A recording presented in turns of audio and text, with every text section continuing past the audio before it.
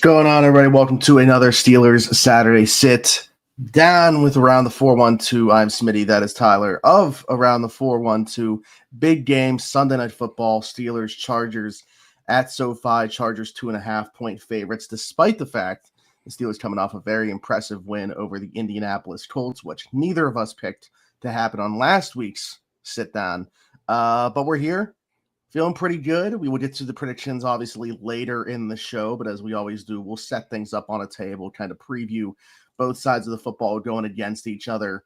I think the injuries are where I want to start with this thing, Tyler, because when you look at the Chargers offensive line, starting three backups along it right now, both of their very talented offensive tackles, missing this one. Slater, we knew obviously out for the season before we even get there. Joe Alt had come back from an ankle injury just to re-injure that same ankle, and now he's having that dreaded tightrope surgery, which as Steelers fans we are familiar with in 2023 with Kenny Pickett. That to me is where this game is going to be won or lost. How much of an advantage do the Steelers have? I think a massive one. I think the big thing is, can Justin Herbert do what he typically doesn't do, completely reshape the way that this offense and their passing game typically works, and get the ball out quick? He holds onto the ball the sixth longest of any quarterback. I don't know that he's going to be able to do that on Sunday night and it'd be a recipe for success. No, and looking at the way that the Steelers defense has had success against it, I mean, I would imagine the Chargers are trying to bring that number down in terms of time to throw, but they're going to have a challenge. I mean, looking at what the Steelers defense was able to do on Sunday against the Colts, missing three of your starting offensive linemen, they're going to have a challenge to keep the pocket clean for Justin Herbert, excuse me. But yeah, I'm intrigued to see what that looks like offensively for the Chargers, because I feel like the Chargers have always been a weird offense in the sense of that we all feel like Justin Herbert is a guy, or at least at times is shown to be a guy in this league. And the excuse has always been he's never had the weapons and that he has just been doing it all by himself, which has largely been true for some parts of it. But now when you look at him having, I mean, Quentin Johnston kind of coming into his own more so this season than he has in the previous two seasons with the Chargers. He's got Ladd McConkey, Keenan Allen is back, but I think the big one is his tight end, Oronde Gadsden. He's been a great piece for the Chargers offense, no less than 65 yards receiving in each of his last like 3 or 4 games. I don't think that excuse is necessarily there anymore for the Chargers offense or for Justin Herbert, or however angle you want to look at it. And so I do think that they have weapons that can hurt the Steelers, but as you pointed out, the main thing is that offensive line. What is that actually going to look like? How much success are they going to see against the Steelers defensive front that, albeit hasn't had a ton of pressure, at least compared to Steelers defenses the last couple of years, and in terms of getting to the quarterback as far as sack totals? They've been getting pressure, but they haven't been able to get home and actually get the quarterback on the ground as much as we're used to. But we saw a change in that whenever you saw some defensive schemes change on Sunday. Secondary was able to get more time and coverage, and then you were able to see several more sacks. You saw a couple strip sacks on Sunday. So you're able to find that more success whenever the quarterback is holding onto the ball just that little bit more. I mean, we talked about how Daniel Jones was holding onto the ball just like micro of a second more, like but it made all the difference, and it made all the difference for the defensive line. So I'll be curious to see what that offensive line actually looks like, how much success they're going to have against this defensive line, and then what the Chargers are going to be able to try to do depending on what the schemes going the Steelers try to do. I mean, we saw them run some too high safety. Finally, it feels like we haven't seen that the entire season. They had success against it. I'm curious to see if the Steelers are going to go back to that, at least with the personnel being the way it is. That's probably what I would do. And then you saw success getting to the quarterback when they were doing that as well. But yeah, that's what I think as far as like the Chargers offense, just initial thoughts go, is like that offensive line is probably going to make or break them for this game. Yeah, and the Steelers also blitzed the season low in that game against the Colts at 28%, somewhere around there. And I think this week they should be able to do similar. I mean, you shouldn't need to have more than 4 rush with the state of that offensive line. I think the big question to me, I guess we might as well stick with Chargers offense versus Steelers defense here. We've kind of already set that up. I think that, a big thing for me too is you spent so much time there talking about Gadsden, and I get why with how impactful he has been. But the question for me is, when you look at the tackle situation, and teams are going to have to throw chips and double team. Like, how much is he going to actually run routes? Or how much is he going to play? Or are they going to have to go with like a Will Dissly or a different tight end in there to kind of help out on those edge rushers? Like, I have a massive question if I'm a Chargers fan as to how many times we can even deploy, 3 receivers and a receiving tight end in Gadsden, with being the case for their tackles. So he's a massive mismatch. You look at his time at Syracuse, he had 2 seasons where he had over 900 receiving yards, really broke out when Kyle McCord got there and transferred the last year that Gadsden spent there. And he has the team record for most catches by a tight end still. So, I think that those tackles being out is going to tell the story. We actually had a question on the afternoon drive that somebody sent in to us this week, which I thought was really interesting. And they said, am I overthinking this, or do I like it more when the Steelers are facing like healthy number 1 tackles than as opposed to when they're facing backups? And I understand why they were asking it, because you have more resources thrown their way. I think when you have backup guys, like, we don't know what the game plan is going to be here, how many guys are going to keep in. And regardless of who the tackles are, I think we like our guys' chances of winning those one-on-one matchups if they are going to leave them on islands. So I get where the question was coming from. On paper, there's no reason that this should be like a competitive matchup in the trenches to me. It really is going to be about Justin Herbert for most of his career. To your point, I understand what you're saying about the pass catchers. To me, the bigger question has always been the offensive line and his ability to kind of elevate poor play there. But they finally feel like, and they, in my opinion, have both of their tackles. It's just at this point in time, they have neither of them right now this season. So, going to tell a massive story in the way that this one goes. Even the run game, like Kamani Vidal's been a nice little player for them. I liked him coming out of Troy. But it wasn't necessarily in this role. I thought he was like really good in pass pro and would be a decent receiving back, but he's had to take on number 1 duties, obviously with the injuries to Marion Hampton and Najee Harris. But he looks like, a legit NFL player.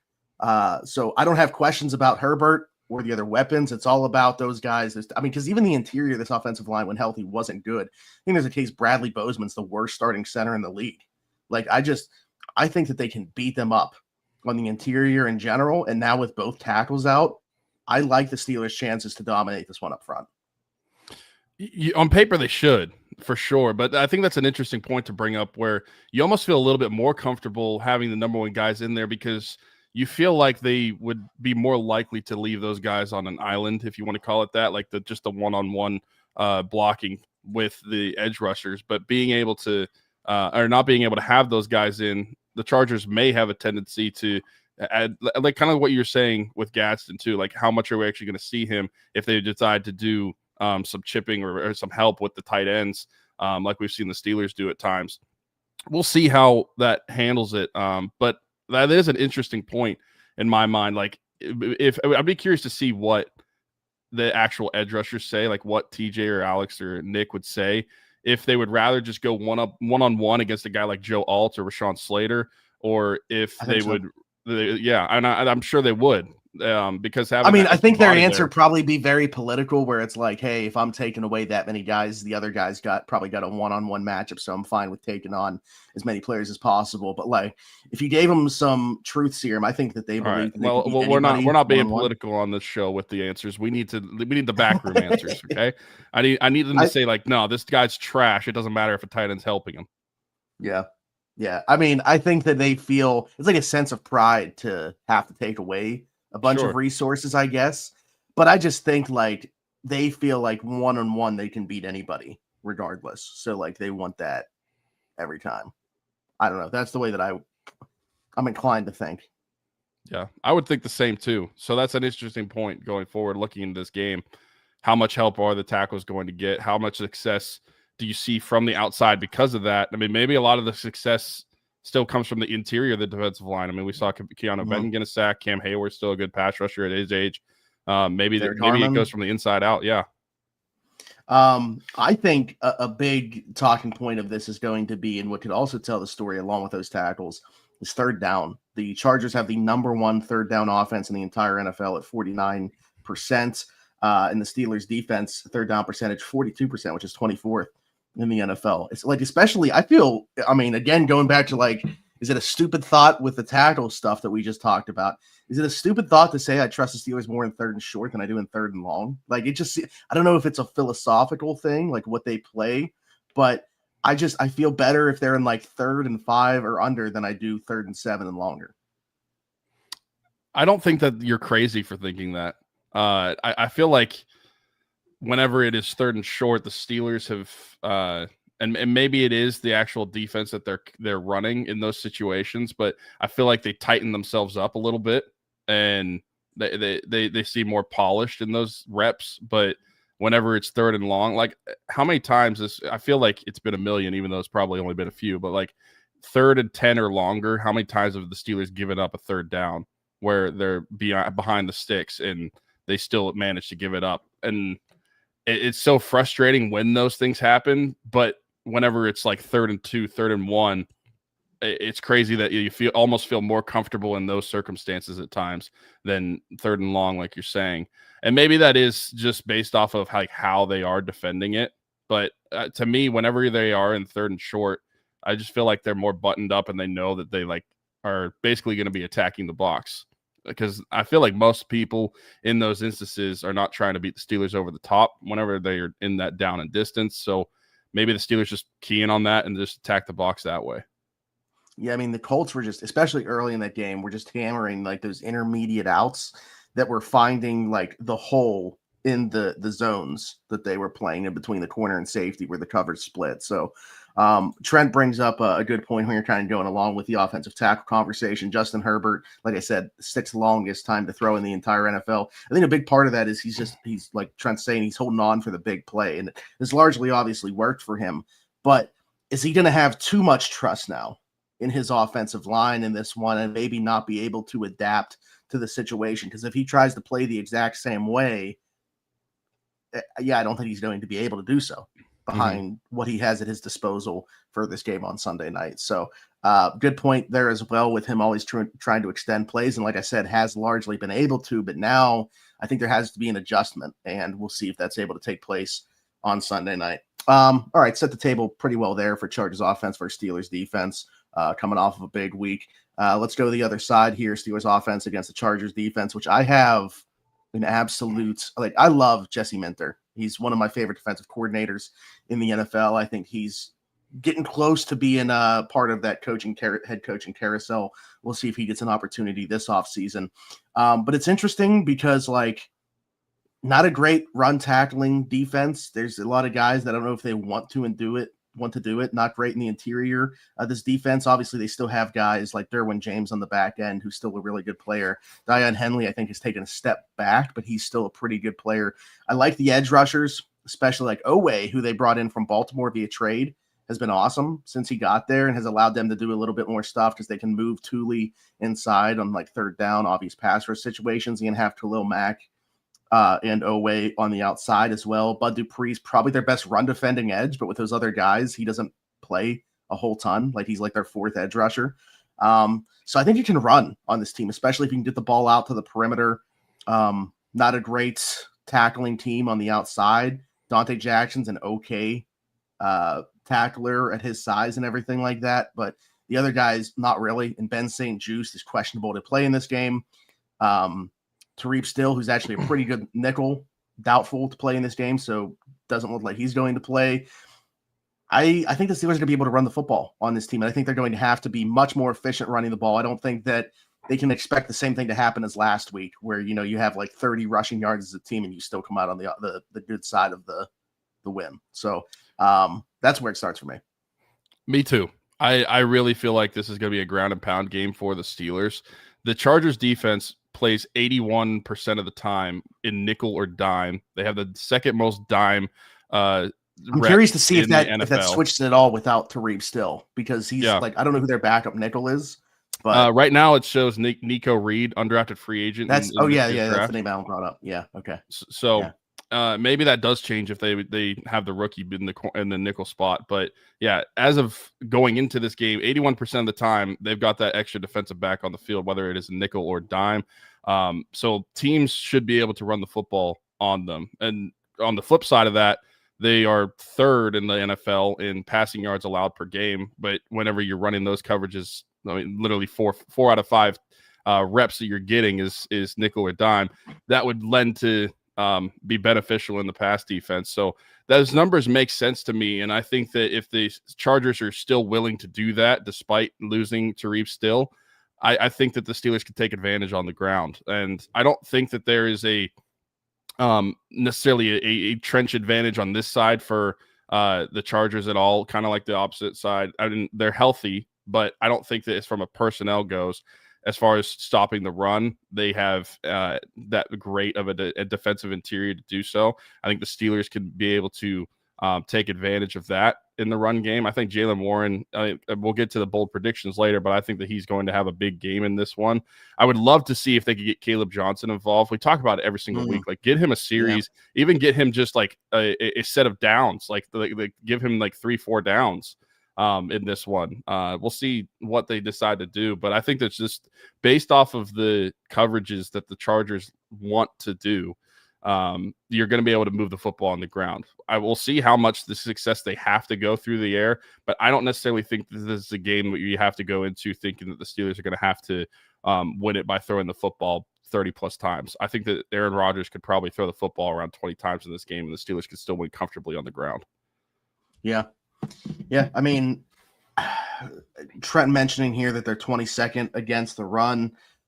Yeah, I mean, I don't want to give away the way I'm leaning here. But if you're paying attention so far to the conversation we're having, like, I think it's a very narrow path for the Chargers, and it involves Justin Herbert basically playing superhero on the offensive side for the Chargers to have a shot in this one. I think it could get ugly if the Steelers are able to run the ball the way that we're talking about, and able to have some success through the air. And honestly, the coverages that the Chargers play kind of lean towards the way that like the Steelers offense has operated the passing attack anyway, with like the low A-dot stuff, trying to get a bunch after the catch.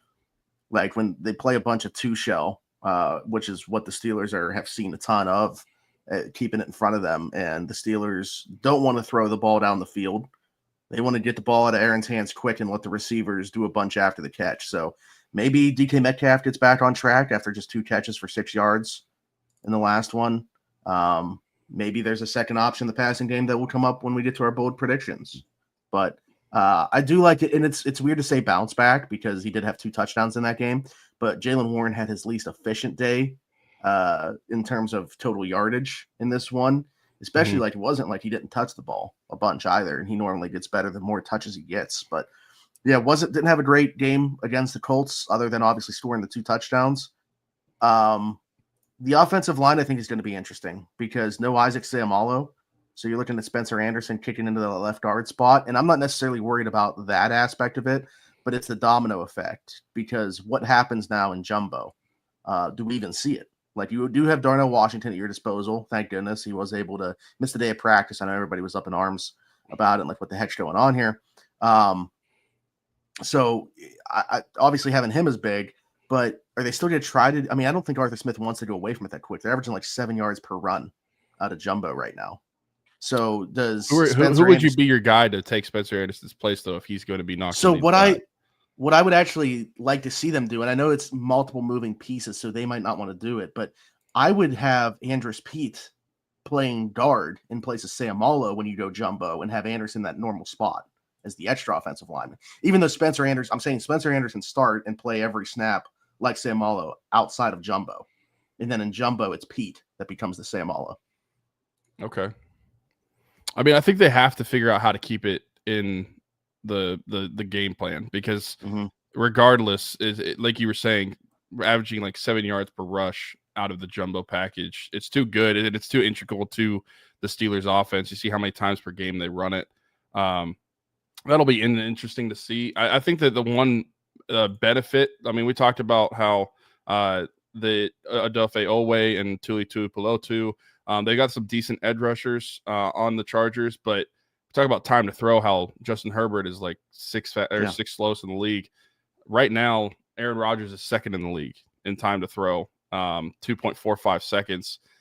He typically what's funny is too, because we talk about when he gives up a sack, it's because he held on to the ball too long. But most of the time, he's getting the ball out pretty quick, makes his decisions off his first read, and So that I think is another benefit to the Steelers in this one.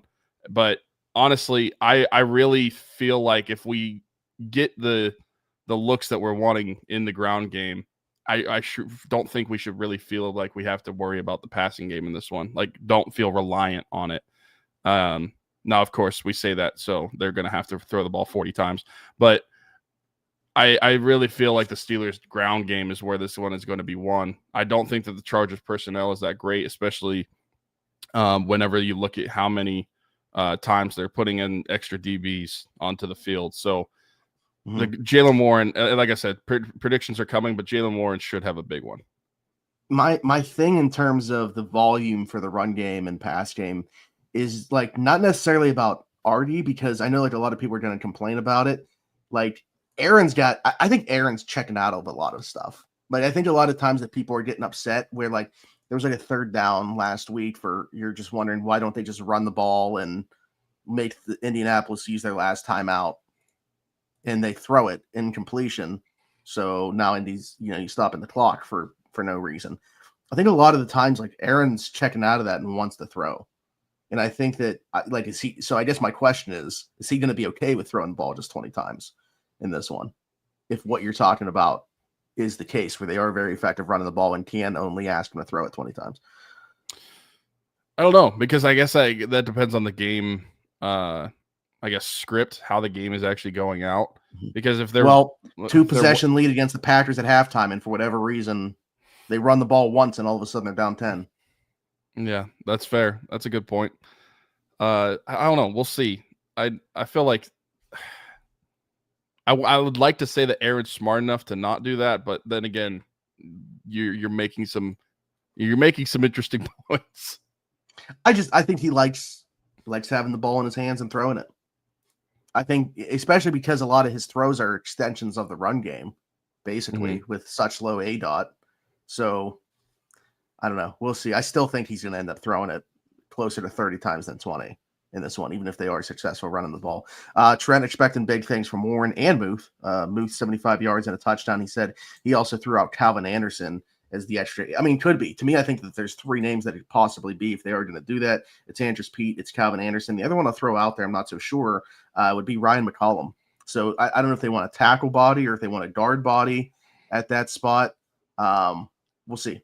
But I think that those are the three names to keep in mind. I would like more likely Pete or Anderson, I think. But I threw McCollum out there just because they've given it a look. I know that for sure. What did you make of, by the way?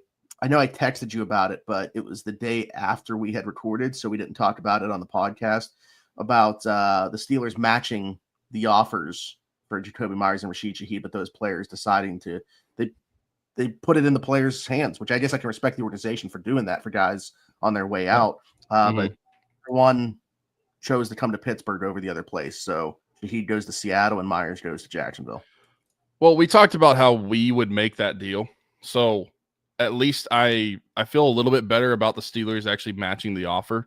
And if Jacoby Myers chose to go to Jacksonville, I can't help it that he made a wrong decision. So I don't mind that the Steelers made the offer, like a 4 and a 6. That was the offer to him for and Jacoby, a 4 and a 5 for Shaheed, and a 4 and a 5 for Shaheed. So I mean, they match it. There's really nothing else that you could do at that point. If the player chose to go the other way, I don't know what the Steelers were supposed to do if they were offering the same things that Jacksonville did. So I respect the Steelers more for at least attempting to make a move, and I am not mad that they didn't try to beat the offer. Oh, no. I mean, to be honest with you, I think that was, again, I would have been okay with them doing it for sure. And I would have appreciated the indictment that it would have said about how they feel about this team right now, saying that if we add one of these guys, we really like it. But I don't think that it's like some massive deal that they missed out on getting these guys for those prices. So, because I mean, that's equivalent of a 3rd round pick. And I don't think either of us are talking about wanting to give up a 3rd round pick for these guys. So, and if you land them, by the way, you absolutely got to sign them to an extension. Like that because that is way too much if you're talking about 8-9 game rental, as Branson Sloppy Seconds brings up here. By the way, that's like my favorite name of any. He's that's my guy. He's he's entrenched in the afternoon drive community. And every time he asks a question or comments, I'm like, I don't even care what it says. I'm saying it because I want to say his name. So, but yeah, I don't think it's like some crazy deal that they missed out on that getting either one of those guys for those prices. I would have done it and been okay with it. But I also, from the players, go ahead. Oh, sorry. I was gonna say what's funny is like you talk about if you make that trade, you have to give him an extension.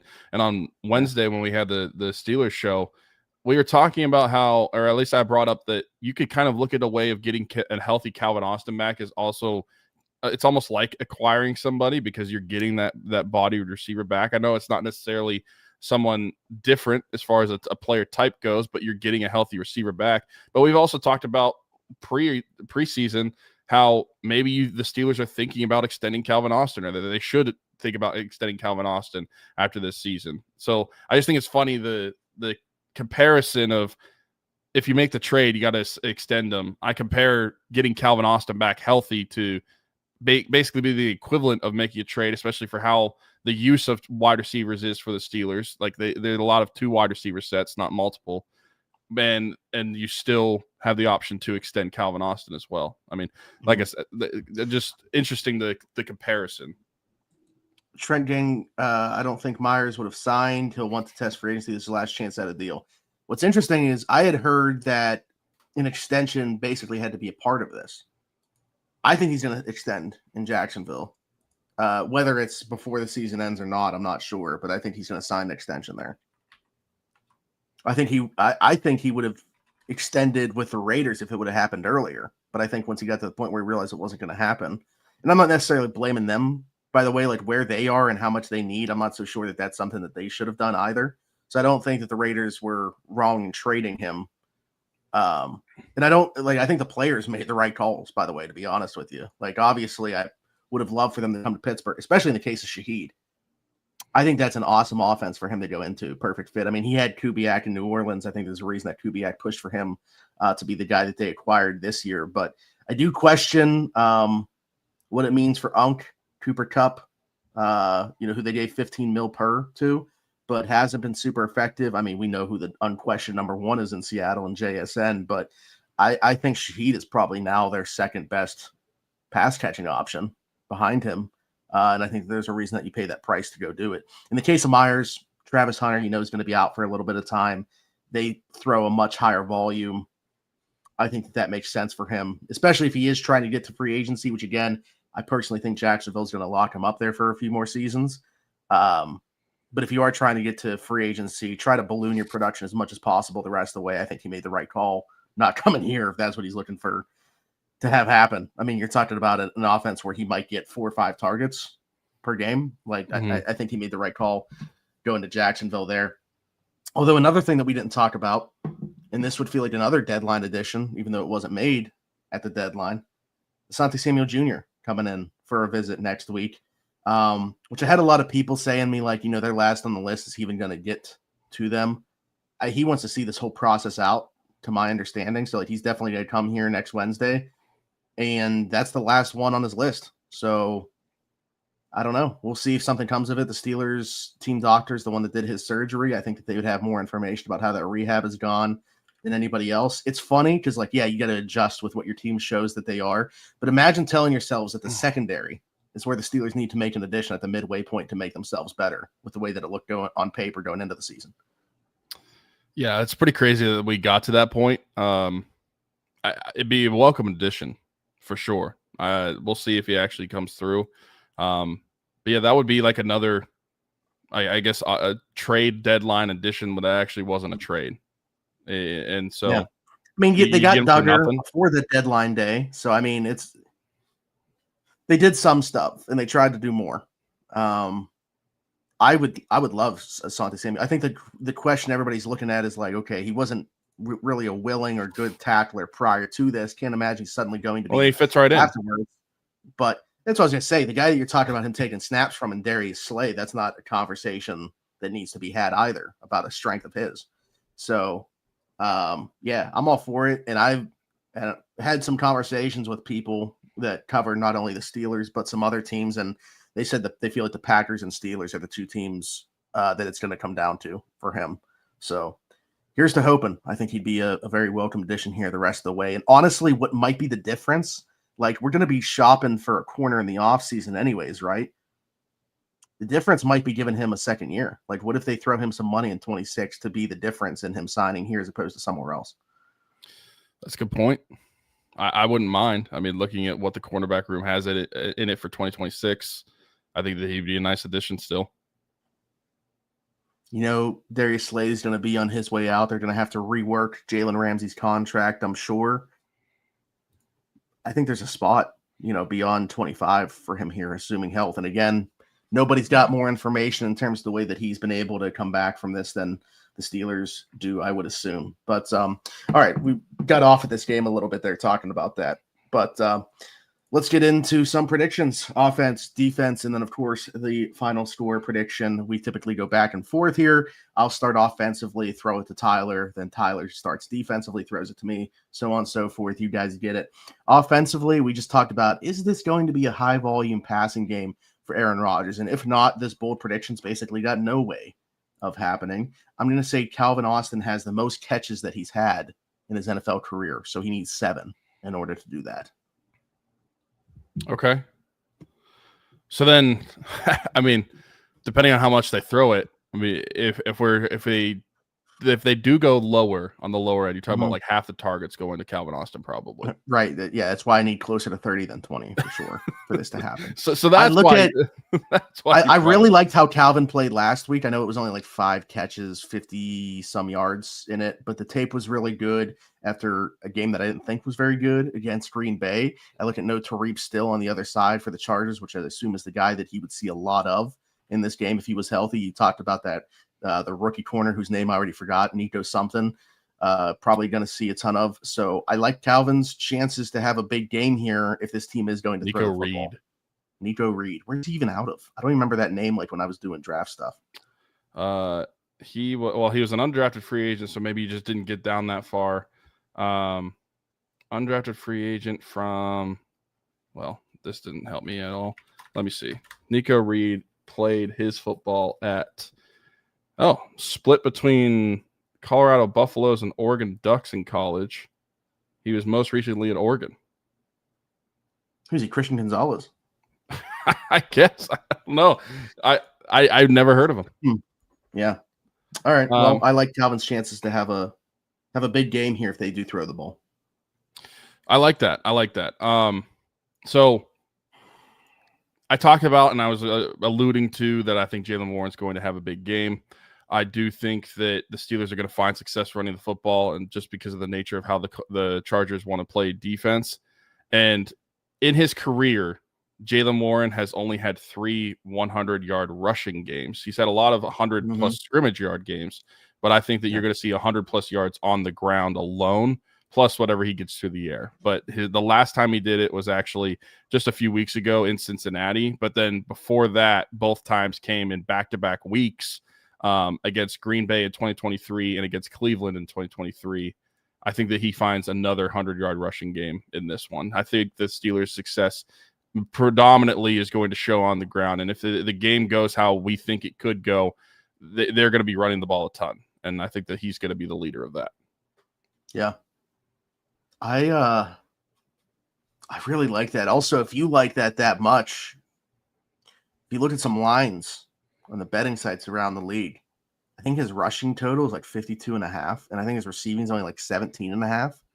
So Allen said he's got over for Jaylen Warren tomorrow. So over the rushing, over the receiving, and I think over like if he scores a touchdown, because I think it's like half of a touchdown, whatever the line, or you can just say anytime touchdown, whatever it might be. So yeah, I like it. Also, Sarge is here, said Movember Smitty is back and he's glorious. Yeah, I was going back and forth. I was like, do I keep being like just clean shaven the entire time besides the mustache, or do this like as a hybrid thing where I start it as just a mustache, but then also it's no shave because I don't shave the entire month. So I kept it clean for the first like 3 days. So I haven't shaved in 4 or 5. I think that's a catch-22 of No Shave November, right? Like you shave to start November. So okay. But then Do you keep shaving or do you just let it grow? I don't know. That's what I'm saying. I got the opportunity, I think, here to start it out as Movember, but then go into no shave November. I'm just not shave at all since. I think that's fair. Although my mustache gets in the way, so I got to at least like trim this as we go through here. But do you guys think if the Steelers win tomorrow, it helps their chance of signing Asante Samuel Jr.? I don't know that the result. I don't think the result is going to be the reason that he signs in Pittsburgh. Who are the Packers playing though? That would be interesting. Now, Steelers I mean, win, Packers lose. Knock on wood. If something happens to a corner, then I feel like that may Packers and Eagles. That's right. Monday Night Football. Good one on deck. So Steelers win tomorrow night. Eagles win Monday night. Maybe that could be the deciding factor. Maybe Asante Samuel Jr. sees Darius Slay get burned a couple times. Sarge sees not Sarge sees them. Asante Samuel Jr. sees them beat his former team, and that's enough for him to make that call. Real quick, I will say this isn't related to the game, but before we keep going, if you guys don't want to talk about draft night now, just ignore me. I know Alan thinks we won't have to give up a 2027 first to move up for quarterback. Would you rather give that up and be able to keep 1 or 2 day 2 picks? I'm not as steadfast on the opinion that the 2027 first won't have to be used. Like Alan doesn't think it's in the realm of possibility that Steelers will give that up. I mean, it's very dependent how many teams we're talking about, right? Like there's a team still that, like are Miami and Arizona going to be looking at quarterbacks all of a sudden, right? Well, Arizona's set with Jacoby Brissett. They're Brissett. That's bad. I would like to think they won't have to touch it. I think it's possible that it is like their first this year, the first in 27. It depends on how far they're moving. If they're going to have to try, if they're going to have to try to get like to 8 to 10 as opposed to like 12 to 15. Yeah. Hey, man. I don't even know what quarterbacks are going to be in that range. Probably not the one I want. The one you want might be going number 1. I know. In that case, I'd give it up. It's so interesting because like a lot of people's opinions of this quarterback class are like very different from mine. There's still like 5 or 6 guys that I would feel pretty good about in the first round, and there's people that think it like totally sucks, just because it's not like the names that you expected to be at the beginning of the year. Maybe it's just a different guy. Like we've been talking about Mendoza, and that's been Derek's guy the entire time. But like who was talking about Ty Simpson, Dante Moore, Mayava at USC, the kid at Duke, I don't think should come out, Darian Mensah, but like he could be a first rounder next year, maybe. Okay, why are you? Get rid of it. Throw it. I'm still holding my Drew Aller stock while you're about to go bankrupt. Yeah. Is that yeah, throw that along with ESPN bet stock. Once you take that Aller pill, you never go back. What? He's like heroin? He's going to ruin your life, but you're addicted to him? That's probably what would happen if the Steelers quarterback. What is this? Moore isn't coming out. He's the best of this class. What? I think he's saying that Moore's not going to leave college, but he is the best quarterback in this class. If he did, maybe.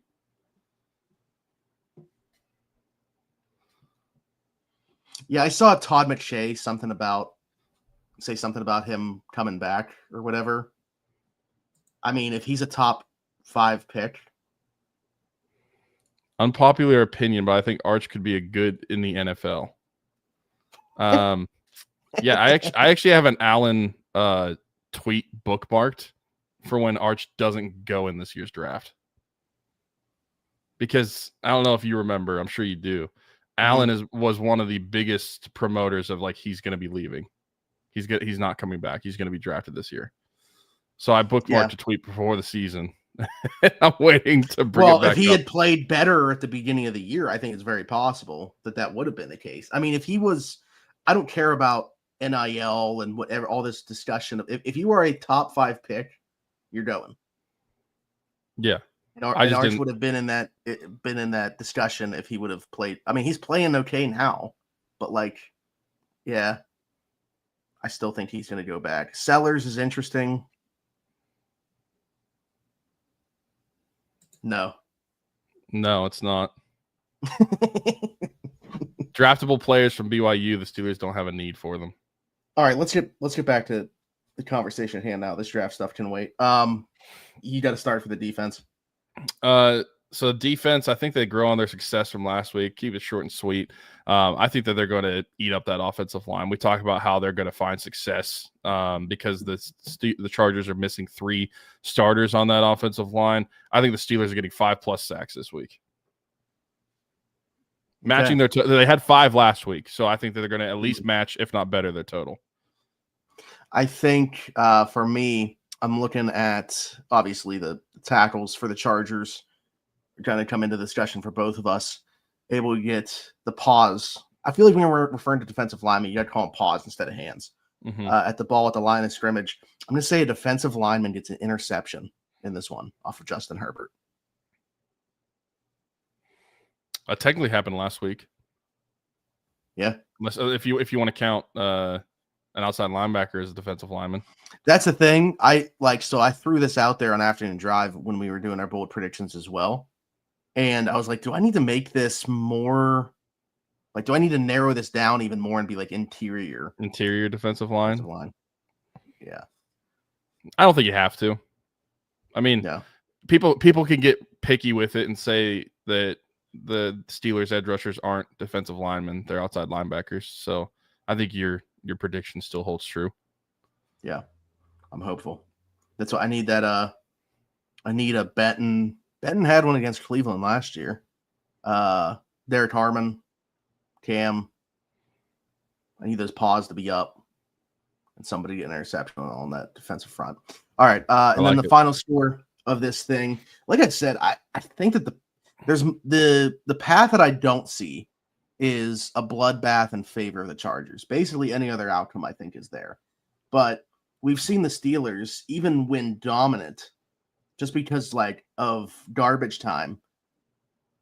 Like they don't win games by 2 possessions. Like I think the closest thing you're gonna see to a blowout is like what they did to the Browns when they were here. So I think it's going to be a closer game on the scoreboard than maybe what it looks like, but I do like the Steelers' chances of winning this one. I'm going to take them to win this one 26-20.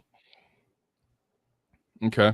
We have fairly similar scores. And in this week, we actually both agree again, just on the opposite side. I have the Steelers winning this one as well. I think that we need somebody to pick the Chargers now then.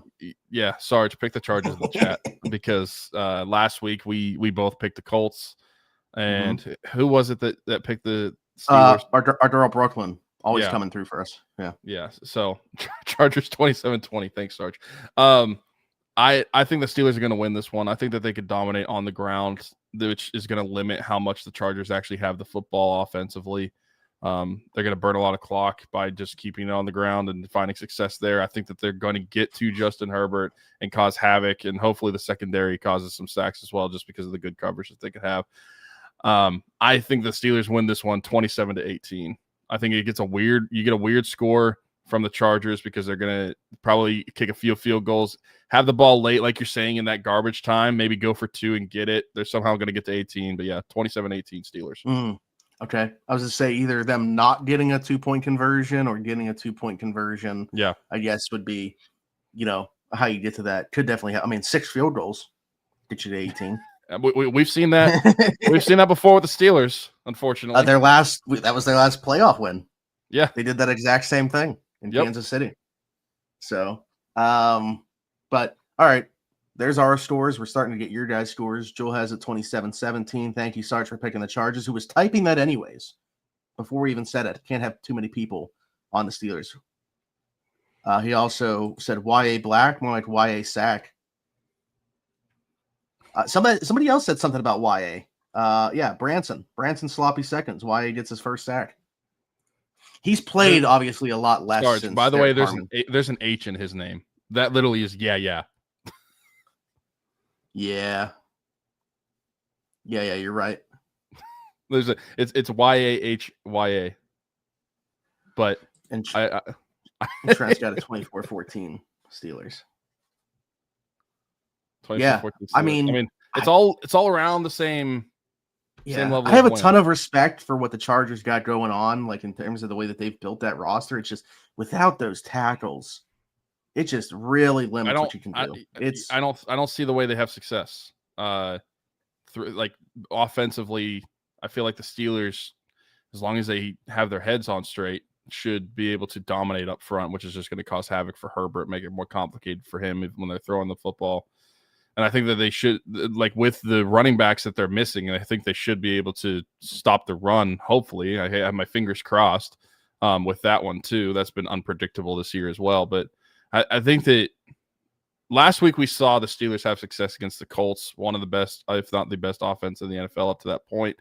And so you were hoping to see the Steelers stack their successes now. I think that's why people want to say the Steelers are back, and some of us are like, not quite yet. See the stack success. I don't want to see it for several games in a row before I'm. There's a bunch of people that are waiting. Again. There's a bunch of people that are waiting to say, like, we were just a week off on the Tomlin game, and it was last week against Indy, and now this is back. I mean, we ride the ebbs and flows. It's a roller coaster. Yeah. I can just picture the conversation now if they lose this game. Steeler Lee has a 21-17 Steelers late touchdown drive. So you're having to sweat it out, is what that's telling me. Branson's got me feeling great. The picture that he's painting. I mean, this is the opposite of what you had last week. Yeah. Get up early, but keep them in the dirt. If this were to happen, I'm talking Super Bowl at that point. If they put on this type of performance, that would be a very Steelers win. Defense is catching fire. Are you a Jim Harbaugh guy? In terms of just him as a head coach, period. Just I know it's a very broad question, but like, are you a Jim Harbaugh guy? Yeah, I don't know that I'm necessarily a fan of his, but I respect. Not necessarily a fan, but would you be okay with in an alternate universe, would you be fine with him as your head coach? I think he's a very especially like in this new age. I guess honestly, probably similar to how I feel about Tomlin now is like, who's the offensive coordinator that's with him? Okay. More than anything else, but like in terms of setting a culture, getting people to buy in, yes. Yeah, I mean, I'm there with you. I think he's a quirky guy. I think I know why you're laughing. But does the other team's play sheet? Yeah. He's a quirky guy. I respect that about him. Honestly, dude. When he's just like punching Justin Herbert on the sidelines, getting him amped up. Like, you know what? If Sarge had a football mind, they remind me a lot of each other. Okay. Yeah. But I see the comparison for sure. All right. We already had a bunch of people let us know how they're feeling about the scores. It was a very active chat today. Appreciate that.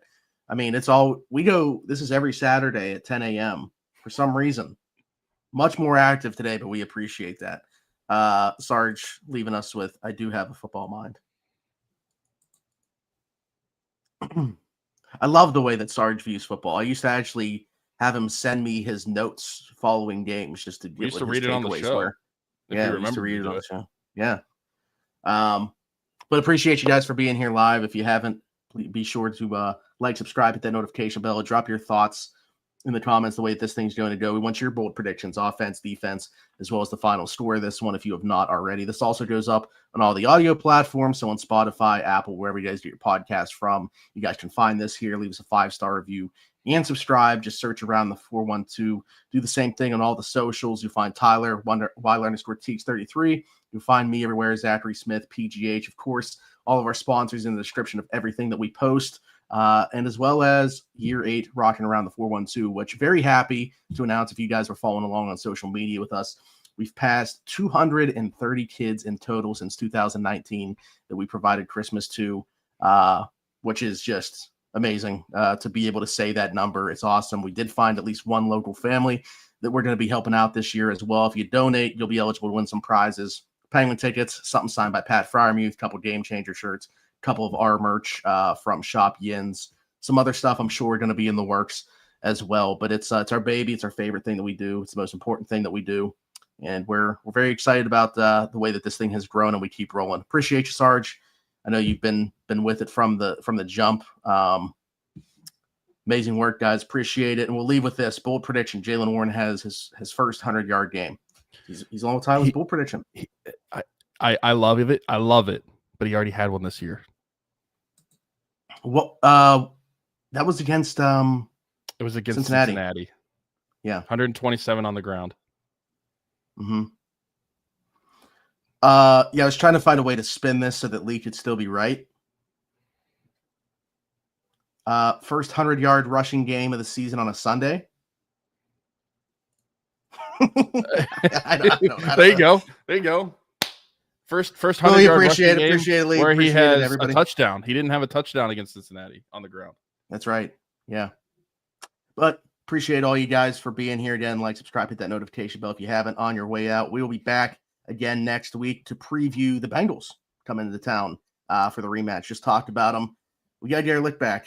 Hopefully the defense is more up to the task than they were on that Thursday night. But we will see you guys then. Of course, we still have Steelers and Penguins episodes throughout the week. But until then, Tyler, for Smitty, this has been another Steelers Saturday Sit Down. We'll see you next time. Bye-bye.